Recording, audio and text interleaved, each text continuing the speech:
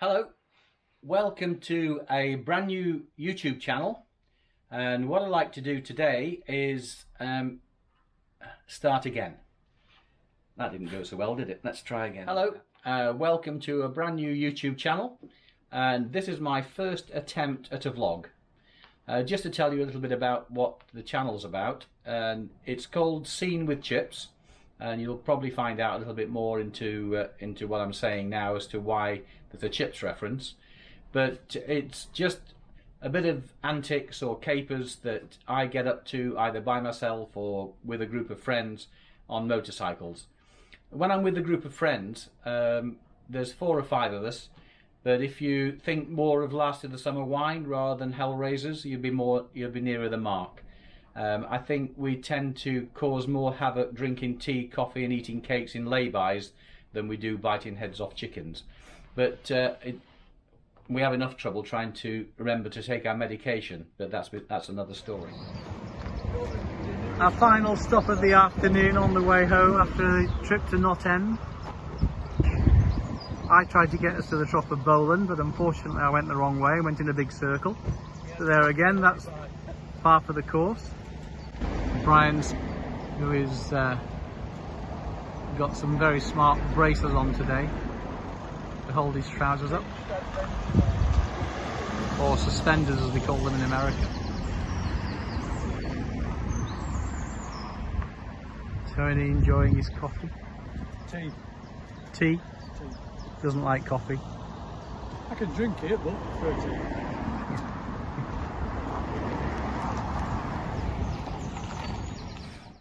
Right, to give you a bit of background into myself, I'm not really a biker, but what I am is a Harley-Davidson fan. The people I ride with, they're hardened bikers. They ride anything on 2 wheels, but I'm afraid that I just tend to stick to the Harley. I love my Harley. Although I did start life as a 16-year-old on a Lambretta. I passed my test on a Lambretta when I was 16, but then as life goes on and you go and get to start a job and you get married and you have kids, I didn't really get into biking again or onto 2 wheels again until about 1988, when I was passing a local biker shop or motorcycle shop, and I saw this nice red shiny machine, which I thought, that's nice, I'll go and have a look at that, and I ended up buying it. It was actually a VFR 750. Now, a Honda VFR 750, evidently in 1988, was a track bike that was made legal. That was what my brother told me anyway, because he was a motorcycle speed bike enthusiast, and he had a Ducati at the time, so he knew more about the bike than I did. So I took it out for a ride on the motorway.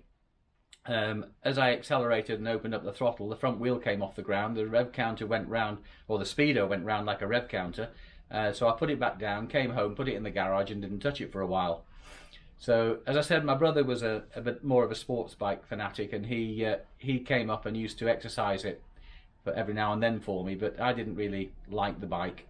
I found it uncomfortable to ride, and it was just damn too fast, and I really wasn't into the speed side of it. So I got rid of it after a year. Did 800 miles on it, I think. I probably Keith, my brother, did more than that, most of those. And then I didn't really touch a bike again then until 1996, when I decided to buy a Harley-Davidson. So I bought a Sportster, and you'll see that's what I bought. Now that was a nice bike, but I was riding around on my own quite a lot, so I decided to join a local northwest group, because I live up here in the northwest of England. I looked on the interweb and found a group, and I joined it, paid my money, and went. It was winter time. Now my bike was in the winter. I didn't like to ride it in the winter, and it had too much chrome on it. I didn't want to get salt on it and all the rest of it, and I also didn't want to get it dirty. As I say, I'm not a real biker, and so I decided to go to one of their meetings that was going to be held in a pub. Now, I decided to call in on the way back from work, and so I just went to the pub and had a chat with the guys, and they had a talk on and all the rest of it, and it was very interesting. And then we all got into discussion, and they were asking me about, you know, where I ride and what do I do with my bike and all this sort of stuff. And I just mentioned that I'd like to put it on a trailer and take it to the south of France and ride around the Côte d'Azur on it. That came as a bit of a shock. The whole place went quiet. There was tumbleweed sort of running across the floor. And I thought, oh dear, what have I said? And then some guy piped up and he said to me, he said, "You're not a real biker." He said, "I bet you're one of these guys that buys a brand new Harley-Davidson." He said, "Doesn't ride it in the winter. And you probably turned up here tonight in your BMW 7 Series or something." And I thought, oh dear, I'm feeling a bit, being a bit aggressive this. So anyway, this meeting went on and there was a break. At the break, I decided to just sneak out. I went out, got into my company car, which was a BMW 7 Series, and drove home. So I thought, well, that group isn't for me. So I thought, no, that's not my idea of riding with a group. So I rode around for a little bit longer on the bike, had it for about a year, just over a year, and then thought, no, I'll sell it. And so I sold it. And I couldn't really sort of understand what I wanted to do with the biking at this time. So I then bought a Triumph Thunderbird, which was quite a nice bike. And it was nice to ride, but it just wasn't a Harley. So I sold that and thought, no, I don't want to. It's just a Harley that I'm interested in, really. So I didn't have anything against until 2013, when my partner was going down into Preston, and she was having a car service at a garage, and a Harley-Davidson dealership had opened. I think they opened in 2007, and I had passed it on a couple of occasions and meant to call in, but she said, "I've been into the Harley-Davidson dealership and I've seen some nice bikes in there. Do you fancy going down and having a look?" So I thought, yep, I will, and it didn't take much persuasion. So I went down and there was a beautiful Fat Boy, and I've always wanted a Fat Boy. I think since Arnie and Terminator, and also it was supposed to be the iconic Harley-Davidson bike. So I bought it and really enjoyed riding it. But I also had this. I used to love this television program in the 80s called CHiPs, and this is where the chips relation comes in. And I liked the look of the bike they had, the American police bike. Now I know what you're going to say. You're going to say, well, the bikes in CHiPs weren't Harleys; they were Kawasaki's. Well, I do know that, but I still like the look of them. And nowadays, the American police bike is a Harley. And so I thought, well, I'll try and set my bike out to look like a CHiPs bike. So I thought, right, well, what do I need to do? So I thought, well, the first thing I do, I've got and this is the bike that I bought, and it's red and grey, as you see. Now, obviously, an American police bike is not red and grey; it's predominantly white, although it is black and white, but it's predominantly white. So I thought, right, I'll get my bike painted white. So I contacted a company down in Derbyshire called 8 Ball, and they seemed quite good. I'd seen paint jobs of theirs before down at the Harley-Davidson dealership, actually. And they gave me a quotation, which I thought was quite reasonable. And in the quotation, they offered to come to my home, collect the bike, take it away, strip it down, paint it, put it back together, and bring it back home again. So I thought, well, that's not a bad deal. So that's what I had done. So that was the start of the conversion to looking a little bit like an American police bike. So what I'll do now, actually, is I'll let you have a look at the bike, and I'll just see what you think so far. Right, well, this is the bike. It's a 2002 Fat Boy, the FLSTF, the carburetor version. And I've done quite a lot of work on it. Well, when I say I've done quite a lot of work on it, I need to say, really, I've had a lot of work done on it. I've got a guy, a friend of mine called Jed, who's a mechanic. He's a brilliant mechanic, very much Harley-Davidson mechanic, and he's worth his weight in gold. I won't let anybody else touch my bike anymore. Just to give you an example, I had a stage 1 done on this bike when I first got it. I won't say who by, because I don't want to decry them. But I got it back. It didn't feel right. It was doing about 32 miles to the gallon. And then I found Jed and took it over to him. He said, it hasn't been done right. He put it right, and suddenly I get 53 miles to the gallon out of the bike. So you can see why I like this guy. He's done a lot of work on this bike. He's in fact bored out from an 88 cubic inches, which is what it was when I bought it, which is a 2002 Fat Boy, to 95 cubic inches. He's also put a 6-speed gearbox on there for me. So that helps a lot on when I do a bit of touring, because I've done a bit of touring. I've been to Monte Carlo on this thing, I've been to Jersey, I've been to the French Alps, so I've done a bit of riding on it. Now when I said I explained before about I had it painted white, well, I've also, if you notice on the front there, that's not a Fat Boy fender, that's actually a Softail Heritage fender, as are the bars. They're Softail Heritage bars.